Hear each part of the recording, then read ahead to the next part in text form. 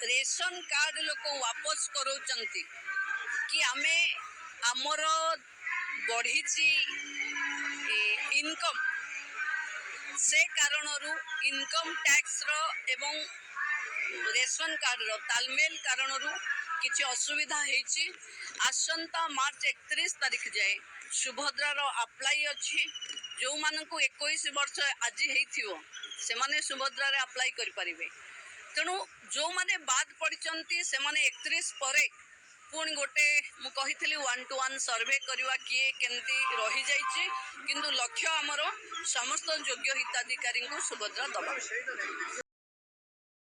देखो सुभद्रा योजना आपण मानक एपर्यंत टंका मिली ना कौन पाई। नमस्कार दर्शक बंधु, देखो सुभद्रा योजना रे सरकार घोषणा करी कहले जे आपण मानक 1 कोटी ऊर्ध हिताधिकार पेमेंट मिल जाए। से आपण मानक खुशी हो गले आपण मानक समस्या मिले कि टंका आसला अकाउंट को देखला को प्राय हिताधिकारी अकाउंट को आसला ना।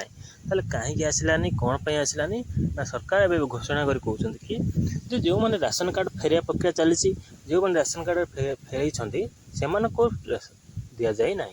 अरे सरकार जो मैंने फेरई सारे से तो डाटा तो एपर्यंत अपडेट करना तुम्हें केमी जान से राशन कार्ड फेरई सारे से टंका ना।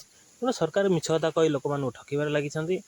तेणु आपण मैंने देखो जदि आप भी टंका पाई ना अपेक्षा करूँ। सरकार कहते आपण मानक 31 मार्च पर्यंत अपेक्षा करा पड़ो। 31 मार्च पर आपण मैंने जो सर्वे हम डोर टू डोर कैंपेनिंग हम आपण मैंने से कंप्लेन करेंगे। से आपणकर सब हिताधिकारी मान सठिक भाव सब देखा जो मैंने धरा पड़े से कटा दि जाव। जो मैंने योग्य था भी कटि थे से सरकार टंका देवे। तेणु सुभद्रा आपण मैंने शेष हिताधिकारी पर्यंत समस्त टंका मिल। आ गोटे सूचना जे आपण मानक 21 वर्ष ये भितर होची आपण माने अप्लाई कर दियंतु। आपण माने पाइपर मार्च 31 शेष तारीख तारी भितर आपण माने अप्लाई कले पाइपर। तेणु सुभद्रा योजना आपण माने पाइबार वंचित होउछंती। यही कारणटी होची आपण पई गोटे मुख्य खबर जे आपण माने सुभद्रा योजना टंका निहाती पाइबे। तेणु सरकार कौन कले ना पेमेंट समस्त किसी मिलनी जे से राशन कार्ड जो कटी एटा मिछ कथा। सरकार धीरे धीरे पेमेंट करेंगे जमी प्रथम किस्त गले सेमती करेंगे। तेणु राशन कार्ड जार कटी सरकार तो अपडेट करने ना तार कटिला केमी। तेणु आपण मैंने देखिए मार्च 31 हूँ शेष तारीख सब इक्वेसी। तेणु आपण मैंने 31 तारीख पर जो कैंपेनिंग हम जी से मैंने भाग नहीं सरकार टंका पाइपर।